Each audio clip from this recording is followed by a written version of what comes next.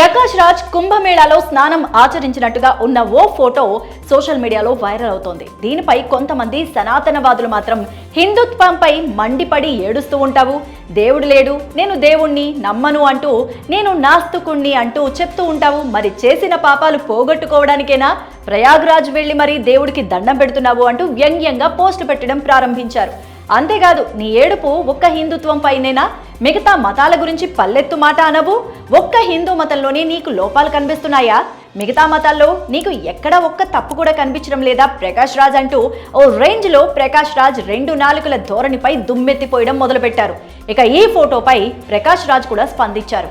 Fake news alert అంటూ ఓ post చేశారు. ఇలా తన ప్రమేయం లేకుండా తాను నమ్మని సిద్ధాంతం కోసం ప్రయాగ్రాజ్ లో పుణ్యస్నానం చేసినట్టుగా ఉన్న ఈ ఫోటోపై తాను సైబర్ క్రైమ్ కు కంప్లైంట్ చేసినట్టు చెప్పుకొచ్చారు.